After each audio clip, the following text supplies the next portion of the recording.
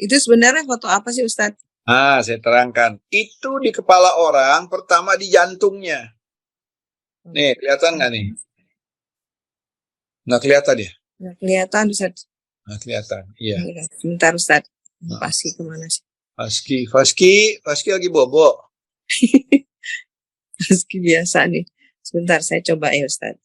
Nggak apa-apa. Tenang. Nah, jadi ini ada dua. Saya akan ini kan nanti di forward aja ke ibu-ibu. Ada dua foto. Itu hasil ronsen. Foto yang terjadi di Mount Elizabeth, Singapura. Oke. Yang pertama itu ada merah. Merah itu pembuluh darah dan ada ukot. Ukot itu apa? Ukot itu fil ukot min syarrin nafathati fil ukot. Ukot itu seperti ikatan. Jadi ikatan ditaruh di jantung orang. Kalau sebenarnya ada, itu. Kalau sebenarnya ada itu yang kuning itu sebenarnya ada, kalau ada yang sebenarnya, maka mati orang itu. Karena itu arteri, vena di jantung. Itu. Ya kan, ada emasnya kan? Makanya juga susuk-susuk pakai emas itu satu. Itu nggak ada sebetulnya. Kalau ada, ya mati orangnya. Tersumbat itu orang. Mati. Nah, yang lebih serem lagi, coba satu lagi. Ya, Faski. Nah, itu apa tuh, Bu? Jarum. Susuk ya Ustaz? Susuk ya? Jarum, bukan susuk, jarum. Jarum di otak. Kalau itu sebenarnya ada di otak, mati nggak? Ya mati. Nah, itu khoyali. Seakan-akan ada. Padahal nggak ada. Jelas. Nah, Ustaz, tapi kan itu hasil ronsen, Ustaz. Kelihatan. Iya, bisa aja. Mata kita aja ngelihat, jangan ronsen mata aja kita bisa lihat. Iya. Padahal nggak ada. Kalau ada ya mati. Nah, ini coba lihat. Ilmu rawa rontek. Ini semuanya pakai jin.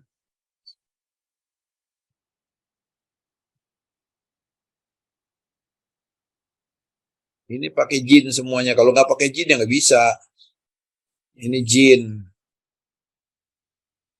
Astagfirullah. Coba lihat di YouTube tuh rawa rontek, ilmu rawa rontek.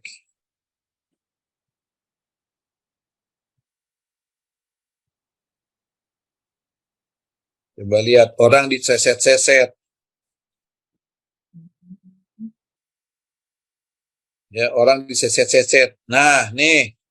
Saya kirim sama Mbak ini, udah masuk tuh Mbak In, saya kirim tuh. Ya, bentar. Lihat. Nah, ini biar tahu nih jin.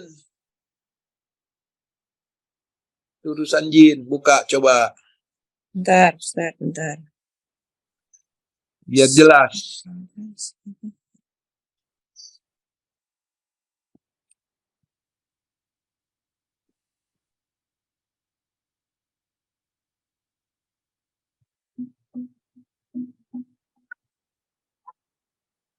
Oh, debus ya, Ustaz? Bukan debus, namanya rawa rontek. Rawa rontek.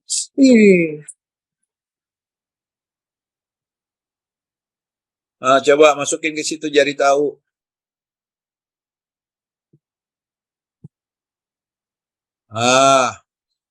Tuh.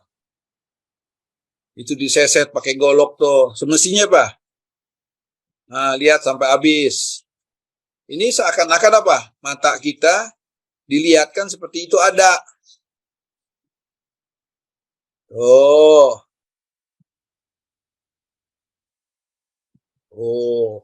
Masya Allah berapa jahitan itu kalau kedokteran tuh. Habis gitu,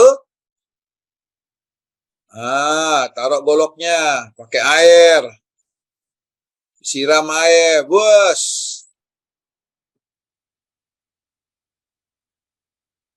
Baca-baca tuh ngalang-alang. Rapat lagi. Ya, itu sihir. Namanya isti'anah bil jin. Jelas? Udah. Oke, kita kembali lagi. Jelas? Ya, apa Ustaz. benar itu? Nggak benar. Kalau benar masuk apa? Sakit. Ya, kalau benar masuk rumah sakit. 40 jahitan tuh dari ujung ke ujung. Jadi ada nggak dunia ada nggak? Ada. Kita lihat, benar nggak itu? Nggak benar. Begitu. Tapi ada yang benar. Orang sakit-sakitan, dibawa ke sana, dibawa ke sini, nggak sebaik-baik. Nah, ada lagi yang lebih gila lagi, pengobatan. Pakai Bismillahirrahmanirrahim, baca ayat kursi dan lain-lainnya, dibelek pakai set, diambil. Pernah dulu tuh, di mana tuh? Purwakarta apa di mana tuh? Di Serang apa? Bekasi, Ustaz. Hah? Bekasi. Wah, keluarin. Sampai bikin hotel pada tiap pejabat situ berobat. Di Malaysia juga begitu. Hebat. Itu pakai jin. Bohong semuanya. Ya, makanya saya mau bicarakan ini penting sekali. Karena apa? Ini ada. Dalam Quran juga ada. Itu dia tadi. Yufariqu bainal mar'i wa zawji. Itu benar terjadi. Saya ulangin lagi ayatnya. Bentar, Ustaz.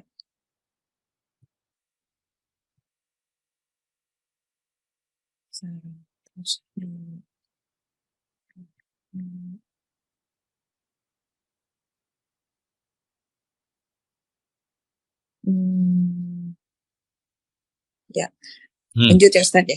Mereka tidak akan mencelakakan seseorang dengan sihirnya kecuali dengan izin Allah.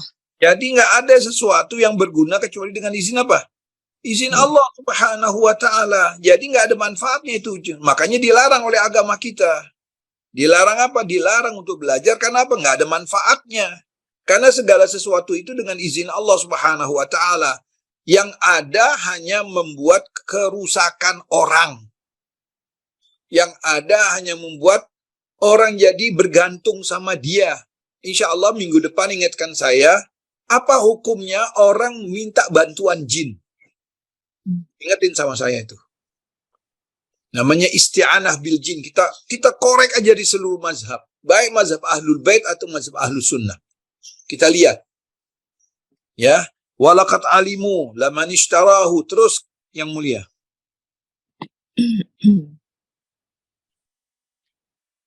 Mereka mempelajari sesuatu yang mencelakakan dan tidak memberi manfaat kepada mereka. Iya, jadi nggak ada manfaatnya. Jelas itu nggak ada manfaatnya. Ya, terus? Dan sungguh, mereka sudah tahu barang siapa yang membeli atau menggunakan sihir itu, niscaya tidak akan mendapat keuntungan di akhirat. Dan sungguh, sangatlah buruk perbuatan mereka yang menjual dirinya dengan sihir, sekiranya mereka tahu. Jadi, kalau mereka sadar itu merusak orang, membinasakan orang, membuat orang nggak baik, itu bahaya dalam hidup kita. Nggak ada manfaatnya, nggak ada manfaatnya. Na'udzubillah min zalik. Jelas? Oke. Sudah jelas itu ya? Ya, Ustaz.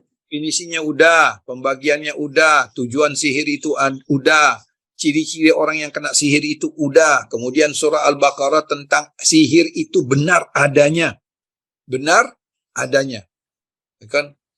Ada sihir yang nggak benar, bohong. Jadi ada dua kan itu. Coba lihat dalam surah apa itu? Astagfirullahaladzim. Sihir yang nggak benar. Itu sihir yang di Al-Quran pun sudah dikatakan. Coba lihat surah Toha. Toha 20.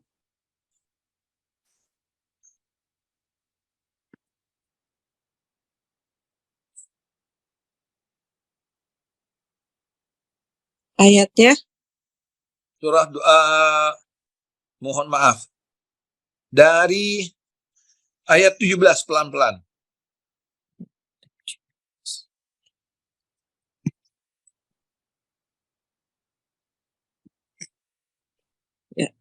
Ya, bismillah. Bismillahirrahmanirrahim. Dan apakah yang ada di tangan kananmu, wahai Musa? Dia, Musa, berkata, ini adalah tongkatku. Aku bertumpu padanya dan aku merontokkan daun-daun dengannya untuk makanan kambingku. Ya. Dan bagiku masih ada lagi manfaat yang lain. Iya, itu Musa selalu pakai tongkat. Makanya sunnah pakai tongkat itu di saat orang sudah berumur 40-50 tongkat. Memang subhanallah, dalam penelitian, orang yang pakai tongkat itu 30% ya kan punggungnya itu tertumpu pada tongkat itu. Jadi secara ilmiah itu Rasul Shallallahu Alaihi Wasallam dan para imam pakai tongkat itu. Kita gengsi pakai tongkat. Ya, dan lagi memang jalannya juga kan terjal. Kalau sekarang kan licin jalannya. Ya, baik. Monggo. Allah berfirman, lemparkanlah dia, wahai Musa. Lalu Musa melemparkan tongkat itu, maka tiba-tiba ia menjadi seekor ular yang merayap dengan cepat. Baik. Jadi itu mukjizat. Harus kita bedakan. Ada 4 sesuatu di luar nalar manusia. Ada 4. Sekali lagi. Ada 4 yang di luar nalar manusia. Maksudnya nalar manusia itu tidak mampu untuk memaparkan hakikat kejadian itu. 1, tanda kenabian dinamakan mukjizat.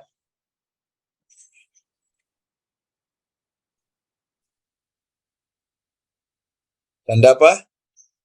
Kenabian. Tanda apa? Kenabian. Dinamakan mukjizat.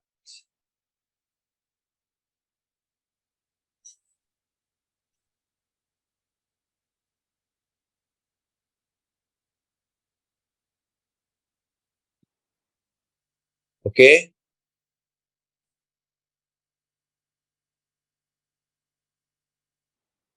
Yang kedua, karomah. Yang kedua apa? Karomah. Apa itu karomah? Tanda kesolehan seseorang yang Allah berikan. Kalau mujizat itu kan banyak. Dari mujizat Ibrahim, Lut, dan lain-lainnya semua banyak mujizat. Tapi selesai nabinya, maka selesai pula mukjizatnya. Kecuali Nabi Muhammad. Nabinya nggak ada, tapi mukjizatnya sampai sekarang ada. Al-Quran.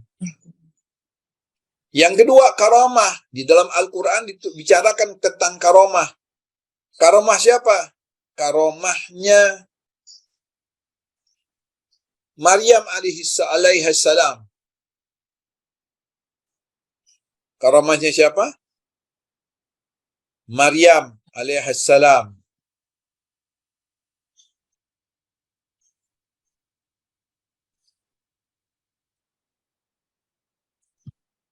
Jelas. Karamahnya siapa? Maryam alaihissalam. Apa? Kurma turun. Bukan musim turma. Kurmanya turun. Rutop. Apalagi ada air sekelilingnya. Yang lebih dahsyat lagi ada makanan di kamarnya. Buah-buahan musim dingin, musim panas. Buah-buahan musim panas di musim dingin. Ayo. Itu Quran membicarakan tentang itu.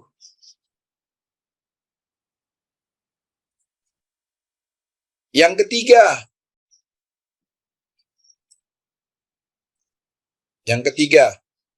Apa yang ketiga? Yang ketiga ialah ma'unah.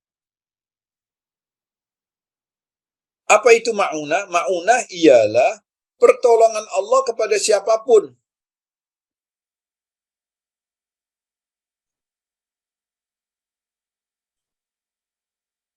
Yang Allah kehendaki. Kalau mukjizat tanda kenabian, manusia pilihan Allah, karamah itu adalah orang yang saleh, orang yang salihah, waliullah dapat karamah. Yang ketiga ma'unah. Apa itu ma'unah? Pertolongan Allah kepada siapapun yang dia inginkan. Mau dia, sekali lagi, mau dia muslim atau non-muslim. Pesawat jatuh, anak bayi masih hidup. Mau bilang apa? Secara logika gimana? Bagaimana gempa? Ada gempa udah 3 hari, 4 hari. Bahkan ada yang seminggu. Anak umur 2 tahun masih hidup. Hidupnya dari mana? Ada orang yang terapung-apung 2 minggu di lautan, masih hidup. Gimana makannya? Seharusnya mati. Nah, itu pertolongan Allah. Ya kan, saya ingat itu. Pernah karamnya satu kapal, orang terambing-ambing 2 minggu. Dia hanya mengatakan hasbi Allah wa ni'mal wakil, ni'mal maula wa ni'man nasir. Giliran aus ada hujan yang turun. Giliran mau makan ada ikan yang datang. Gimana coba? Ayo. Itu pertolongan dari Allah. Nah, yang keempat sihir. Datangnya dari setan, dari jin. Hukumnya kafir. Tanda murkanya Allah kepada dia, bukan kedekatan. Murkanya Allah subhanahu wa ta'ala kepada mereka. Na'udzubillah min dzalik, astaghfirullahaladzim.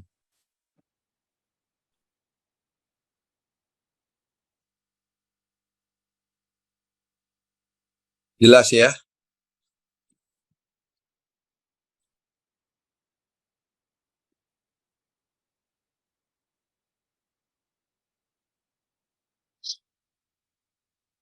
Nah, kita teruskan, tadi itu belum selesai. Ya, bismillahirrahmanirrahim. Allah berfirman, peganglah ia dan jangan takut. Kami akan mengembalikannya kepada keadaannya semula.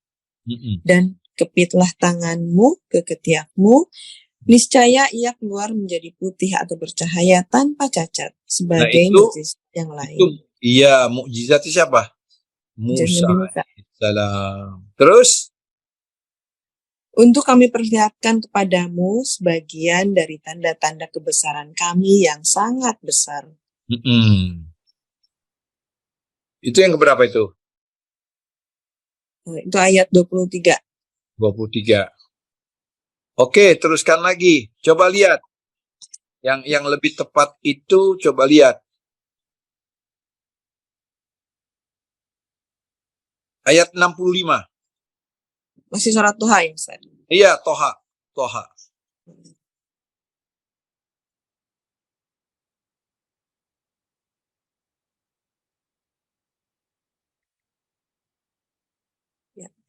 Ya, monggo.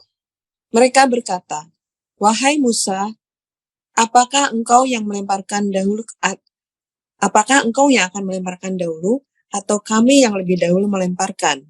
Ya, terus. Jelas itu. Maksudnya Musa, kau lemparkan tongkatmu, atau kami yang akan memulai ini sihir. Begitu. Terus? Musa berkata, silahkan kamu melemparkan. Maka tiba-tiba tali-tali dan tongkat-tongkat mereka yang terbayang olehnya, seakan-akan ia merayap cepat karena sihir. Terbayang oleh siapa? Musa. Oleh Musa. Terus? Maka Musa merasa takut dalam hatinya. Khifatan. Terus? Allah berfirman, jangan takut, sungguh engkaulah yang unggul atau menang. Ya. Terus? Dan lemparkan apa yang ada di tangan kananmu, niscaya ia akan menelan apa yang mereka buat. Apa yang mereka buat itu hanyalah tipu daya pesihir belaka. Berarti sihir di sini sihir bohong-bohongan. Jadi sihir itu ada 2, ada yang benar, ada yang bohong. Jelas ibu-ibu? Oke. Ya. Nah, sekarang coba ditulis dulu untuk penangkal sementara. Karena apa? Karena sihir itu bisa melalui beberapa hal. 1, melalui baca-bacaan. Namanya jampi-jampian. Jelas? Yang kedua, melalui makan dan minum.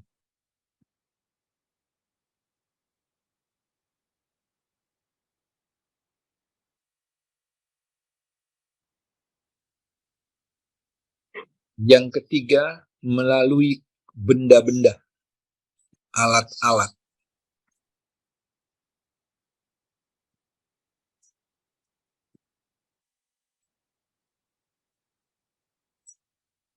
Oke. Nah, itu pun yang diketahui kalau melalui makanan, minuman, atau benda-benda yang dipakaikan, yang ditanam, atau alat-alat yang dilempar, yang diterbangkan, dan macam-macam seperti itu. Nah, penyembuhannya yang pertama melalui doa-doa atau zikrullah.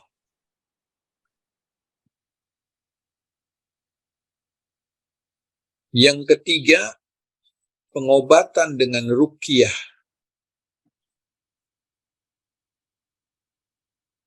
atau air yang diminumkan atau dimandikan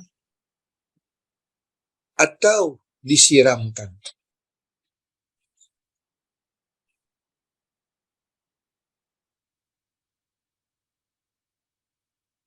Nah, itu ada juga penangkal-penangkal yang lain. Contohnya kalau ibu-ibu itu nggak suka bau amis, nggak suka bau pesing, nggak suka bau busuk. Nah, jin nggak suka bau yang wangi-wangi. Itu kalau rumah kita itu selalu, orang dulu kan pakai dupa, pakai apa, wangi rumahnya, itu nggak suka.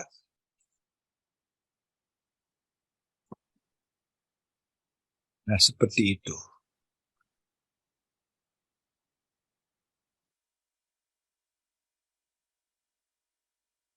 Pengobatan yang umum dulu.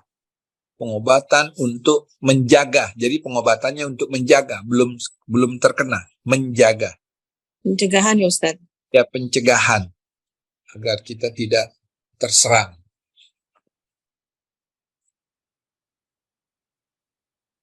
Baca 5 surat.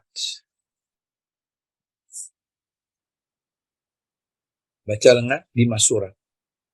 1 Fatihah. Kedua Ayatul Kursi.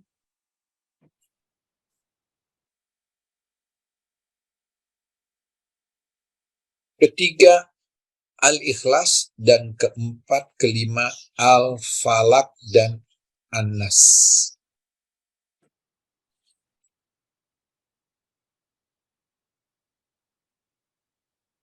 Mengapa 5 surah ini sebagai penangkal? Karena surah-surah ini adalah surah-surah yang sangat agung.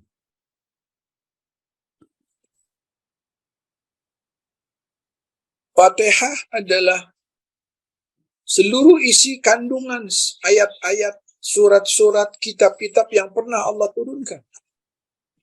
Ayatul Kursi adalah untuk penjaga Nabi Muhammad dan umatnya yang diturunkan oleh 70.000 malaikat yang tidak pernah diturunkan untuk umat yang lain. Awal sampai akhirnya 17 kali nama Allah berulang. Ifrit aja takut, apalagi jin-jin yang lain. Seperti itu. Al-Ikhlas, sepertiga Quran itu.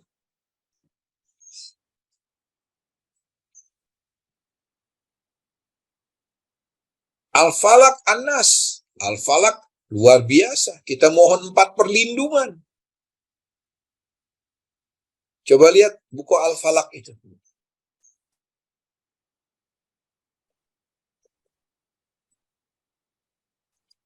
Coba buka Al-Falaq. Ketemu? Ya Ustaz. Ya, monggo. A'udzubillahi minasyaitonirrajim. Bismillahirrahmanirrahim. Katakanlah, aku berlindung kepada Tuhan yang menguasai subuh atau fajar. Oke, sabar dulu, satu-satu dulu. Oke, coba lihat. Yang pertama kita mohon berlindung kepada Allah yang menguasai fajar. Maksudnya apa fajar? Awal kehidupan manusia itu setelah fajar. Kita berlindung kepada Allah dari awal kehidupan itu. Dari awal mulainya kehidupan. Artinya mulainya aktivitas. Kita mohon perlindungan. Ya. Karena apa? Karena Allah lah yang menguasai. Dari semenjak fajar sampai ke fajar lagi Allah menguasai itu. Oke, kedua. Dari kejahatan makhluk yang Dia ciptakan. Artinya apa? Allah menciptakan makhluk, tapi makhluk ini punya kehendak masing-masing. Jadi mungkin aja ada kejahatan dari hewan, ada kejahatan dari bukan hewan, angin, hujan, air, dan lain-lainnya, api. Ya kan? Banyak kejahatan. Manusia, jin, dari seluruh yang Allah ciptakan. Kejahatan yang Allah ciptakan. Bukan Allah menciptakan kejahatan. Jadi kejahatan yang jadi Allah menciptakan angin. Allah menciptakan jin. Allah menciptakan manusia. Ini kan punya kehendak mereka ini. Seperti itu. Jadi kita berlindung dari segala ciptaannya yang jahat. Jelas? Oke. Kemudian. Dan dari kejahatan malam apabila telah gelap gulita. Nah, mulai kejahatan malam. Apa itu kejahatan malam? Macam-macam kejahatan malam. Bukan kejahatan manusia saja, tapi lebih banyak kejahatan malam itu yang bersandar kepada kejahatan, sihir, guna-guna. Gitu. Terus? Dan dari kejahatan perempuan-perempuan penyihir yang meniup pada buhul-buhul talinya. Makanya kakek-kakek itu terlalu tersihir sama nenek-nenek. Memang nenek-nenek tukang sihir, bahaya. Nggak ada kakek-kakek sihir, yang ada nenek-nenek sihir. Terbiuslah kakek-kakek sihir. Ibu-ibu bukan berarti disebutkan di sini perempuan, laki-laki nggak ada jadi tukang sihir, banyak. Maksudnya di sini umumnya dari dulu itu penyihir perempuan itu lebih berperasaan. Begitu. Jangankan kita tukang sihir nenek-nenek aja kita nyihir, kita nggak pakai jampi-jampian, subhanallah. Coba kalau kita dibawa ke mall, pasti kita kesihir. Kartu kredit kita berkurang. Ya, terus. Dan dari kejahatan orang yang dengki apabila dia dengki. Orang yang dengki, iri, itu paling bahaya itu. Kalau dia iri hati, dia kerjain kita. Zahir dan batin dikerjain, seperti itu. Ya, jadi kita mohon kepada Allah Subhanahu wa taala dari 4 perlindungan itu. Oke. Ibu-ibu, jadi 5 surat itu dibaca tiap malam mau tidur. 5 surat itu. Nah, saya tutup sampai di sini. Silakan kita diskusi bagaimana dan bagaimananya. Silakan. Assalamualaikum warahmatullahi wabarakatuh. Waalaikumsalam warahmatullahi wabarakatuh. Baiklah, Bapak-bapak dan Ibu-ibu yang sudah hadir, silahkan bila ada pertanyaan untuk Ustadz terkait dengan materi yang Ustadz sampaikan hari ini. Ada pertanyaan itu. Ustadz, kalau istri sudah tidak lagi mau mendengar dan tidak menghargai suaminya lagi, apakah dengan doa bisa mengubah? Atau kita diam saja karena malu bertengkar? A'udzubillahi minasyaitonirrajim. Bismillahirrahmanirrahim. Di dalam Islam,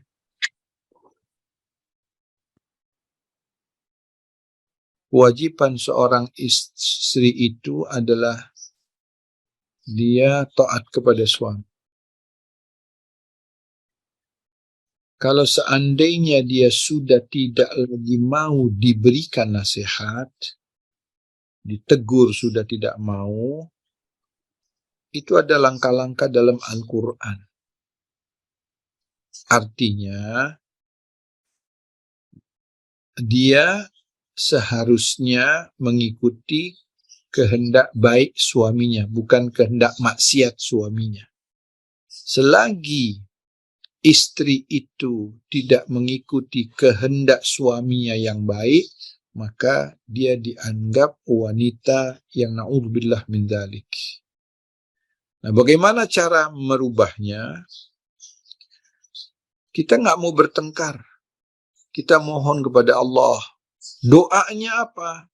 Banyak doanya. Di antaranya, Rabbana hablana min azwajina wa dhurriyyatina qurrata a'yun waj'alna lil muttaqina imama.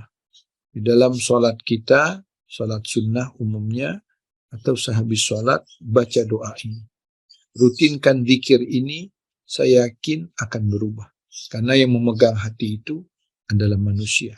Kita berupaya dengan sekuat tenaga, dengan pikiran kita, tujuan kita baik, ya kan? Mudah-mudahan Allah Subhanahu wa Ta'ala memberikan keadaan yang terbaik seperti itu. Ya, terima kasih. Ada lagi? Silahkan, monggo. Assalamualaikum Ustaz. Waalaikumsalam. Siapa? Aku Ustaz mau tanya. Ya. Kalau soal kan tadi Ustaz bilang diguna-gunain dengan jin, menggunakan jin ya Ustaz. Sebenarnya yang jahat ini manusianya atau jinnya? Atau jinnya udah jahat, terus manusia pakai jin yang jahat untuk celakai manusia Ustaz. Afwan Ustaz. Dua-duanya jahat. Dua-duanya jahat. Yang pertama menggunakan dukun-dukun negosiasi dengan jin. Insya Allah minggu depan kita bicara itu. Bagaimana manusia bernegosiasi dengan jin. Apa hukumnya manusia itu bernegosiasi, bersharing dengan jin. Saling bantu-membantu. Na'udzubillah min dzalik. Ya, besok kita bicarakan itu. Hukumnya memang ada. Ya kan? Jadi kita nyewa orang. Sama dengan kita nyewa orang suruh bunuh orang. Sama. Begitu.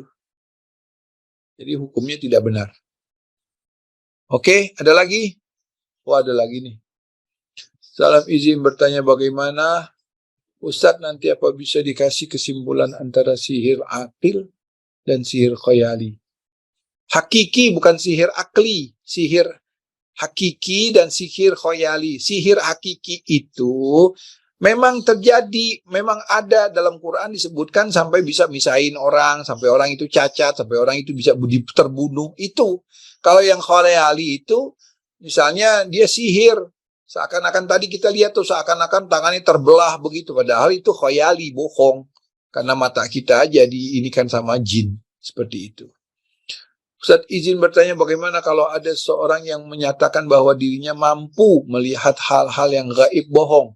Seperti hantu dan lainnya. Apakah ini suatu kelebihan atau kenikmatan yang diberikan Allah Subhanahu wa Ta'ala? Demi Allah, demi Rasul, dia pembohong. Karena Al-Quran sudah mengatakan innahu yarakum huwa wa qabiluhu min haitsu la tarawnahum. Kalian tidak bisa melihat mereka dan mereka mampu melihat kalian. Dan mereka mampu melihat kalian. Itu Al-Quran. Ya, jadi jangan astaghfirullahaladzim, Allahumma shalli ala Muhammad. Jadi jangan percaya bahwa orang itu bisa ngelihat-ngelihat. Itu hayalan. Apa cara menangkal sihir atau santet Ustadz? Iya, belum kita bicarakan Ustadz Paski. Kita belum bicarakan. Insya Allah kita akan bicarakan. Ada 4. 1, kalau kena di badan. Ya kan, melalui makanan dan minuman. Kecuali kalau dia sekedar jampi-jampian saja. Jampi-jampian saja atau makanan dan minuman. Atau dia sudah kena di mana? Di rumahnya. Atau yang dia mulai menghancurkan rumah tangga. Jadi ada 4. Insya Allah besok ayat-ayatnya insya Allah kita bahas ya. Oke, ada lagi? Itu tadi lanjutan pertanyaan yang tentang orang yang bisa melihat hal-hal yang gaib. Apakah kesurupan setan itu benar adanya? Ada.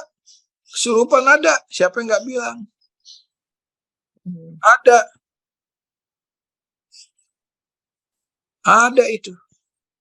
Memang sekarang begini orang kesurupan. Dari misalnya dia dari Sunda bisa ngomong Belanda. Dari mana bisa ngomong Belanda? Cara ilmiahnya gimana coba? Ayo diilmiahkan. Ayo bawah sadar yang mana? Iya. Ya kan sekarang orang itu sudah dideteksi secara medis, nggak ada penyakitnya, kolesterolnya nggak ada, penyumbatannya nggak ada, tapi kepalanya aja sakit, di CT scan nggak ada. Ayo gimana? Pembuktiannya gimana? Dari mana itu sakitnya? Ilmu medis ini ilmu kulit. Belum ada apa-apanya dengan ilmu batiniyah. Seperti itu. Alam malakut ini luas. Begitu. Ya. Memang sulit Jadi untuk kita menyatakan secara akliah. Itu barang, maaf, sakitnya ada, tapi barangnya nggak ada. Gimana coba? Kayak kita sekarang ini, roh ada di dalam diri kita. Buktikan roh itu ada. Beratnya berapa? Warnanya apa? Gimana keluarnya? Berat jenisnya berapa? Ada yang tahu, tapi ada. Iya. Oke. Apa lagi? Kalau kehidupan itu di jantung, jantung pernah dicopotin dan terus ditaruh, dia meledak sendiri, jantungnya lagi dioperasi, lagi dibenerin. Ngapa ruhnya nggak keluar?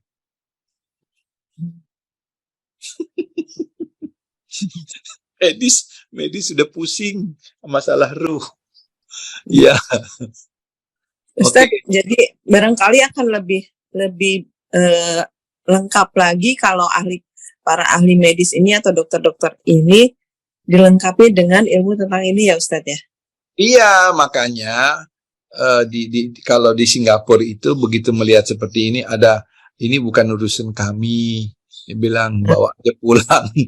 Ini bukan urusan. Karena apa? Di CT scan kalau secara logika itu jarum masuknya dari mana?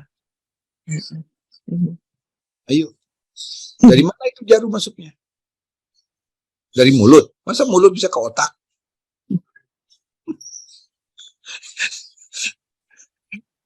Saya tuh ngalamin kayak gini banyak. Gitu. Nggak masuk akal. Nggak masuk akal. Karena itulah gaib. Gitu. Kita mau hebat orang tuh Al-Quran bilang ada, kita siapa sih? Ya Allah. Kita jam 12 nanti mau terjadi apa nggak tahu kok. Ya. Oke. Ini ada yang lucu. Jadi pakai tongkat itu sudah ya Ustadz. Saya nggak gengsi untuk pakai tongkat. Pakai 2 Bu kalau gitu. Enggak. Ustadz, kalau saya ngelihatnya kan sudah terjadi penurunan secara fisik juga untuk pada usia-usia tertentu. Jadi memang perlu penopang gitu, perlu bantuan alat lain gitu untuk menopang berat badan kita. Kaki ketiga. Iya. Lah, sekarang itu sudah orang yang pakai tongkat dari umur 40-an nggak pernah sakit pinggang dia. Alhamdulillah. Makanya ya Ustaz, jadi saya dapat sunahnya dong. Badek dapat pakai 2 badek, pakai 2. Sunahnya double. Ya Allah, mudah-mudahan Allah ampuni kita. Ada lagi pertanyaan? Tak ada. Kalau dari ada lagi nih. Salam Ustaz. Afwan, izin bertanya. Jadi bagaimana hal yang dengan kemampuan indigo indera keenam? Begini, itu imajinasi, umumnya ilusi. Ya kan, bantuannya dari jin itu. Nanti hilang sendiri begitu. Kalau dia bisa melihat jin, kata Rasulullah, mati. Karena jin itu nggak kuat dia lihat. Ini berdasarkan agama. Fatimah, anak saya tuh bisa telepon saya umur 2 tahun. Ayo gimana? Ayo, umur 2 tahun mencet-mencet. Ayo gimana? Ayo secara logika gimana? Umur 2 tahun.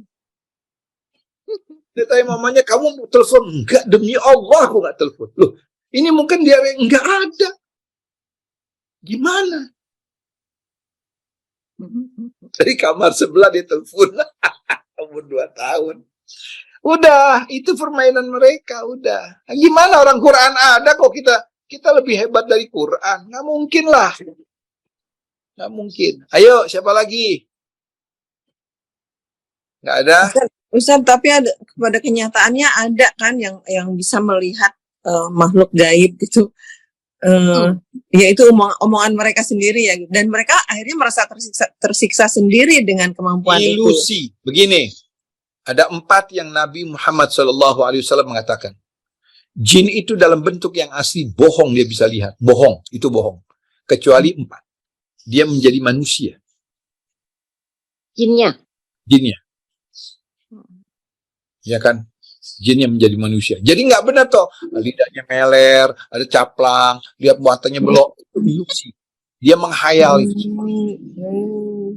Saya tuh pernah ngumpulin anak-anak indigo. Saya bilang, demi Allah kalian ini muslim semua. Mari ikutin baca ayat kursi. Ayo, kalian lihat apa?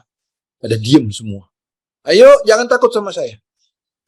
Ilusi kebanyakan. Mereka ditakut-takuti oleh jin. Karena kita baca ayat kursi itu jinnya kabur duluan. Ya, saya suruh baca 40 kali ayat kursi. Ada yang datang tuh jin. Satu aja kebakaran. Ayo. Jadi kalau yang sesuatu yang sesuatu yang abnormal itu yang namanya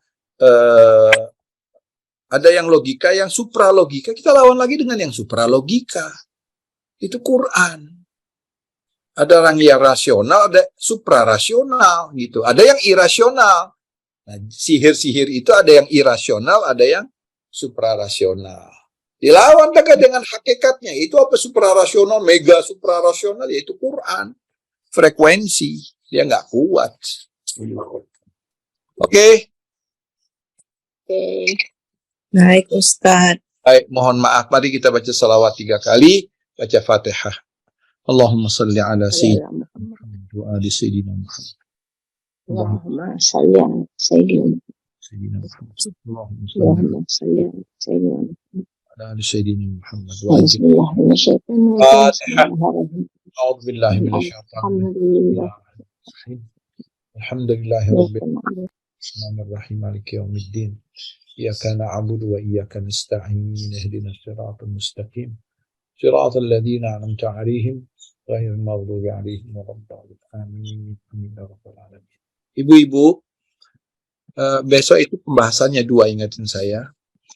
Bagaimana hukumnya manusia-manusia yang bekerja sama dengan jin, itu yang pertama. Yang kedua, ayat-ayat yang perlu dibaca untuk mengobati orang yang terkena sihir. Ya kan, kalau tadi kan baru penangkal. Ini yang terkena. Terkena itu gimana? Kalau udah kena itu gimana? Cara-caranya. Nah itu insya Allah mudah-mudahan kita bahas minggu depan insya Allah hari ini. Terima kasih banyak. Wassalamualaikum warahmatullahi wabarakatuh. Assalamualaikum. Waalaikumsalam warahmatullahi wabarakatuh. Terima kasih Ustadz. Rasanya nggak sabar nunggu pembahasan lanjutannya minggu depan. Allah. Karena masih banyak pertanyaan sebetulnya. Tapi ya karena waktu juga yang membatasi kita, Ustadz juga masih ada kesibukan yang lain. Insya Allah kita akan ketemu lagi pada hari Rabu yang akan datang, Ustadz ya. Tanggal 20, tanggal berapa itu? Ya, 20 ya. Nanti akan ada pengumuman di grup. Untuk undangannya akan kita kirim ke grup. Sekali lagi terima kasih Ustadz. Terima kasih jamaah semua yang sudah hadir. Terima kasih Mas Paski. Mohon maaf lahir batin untuk semuanya atas ketidaksempurnaan dalam pelaksanaan kajian hari ini. Assalamualaikum warahmatullahi wabarakatuh. Waalaikumsalam. Waalaikumsalam warahmatullahi wabarakatuh.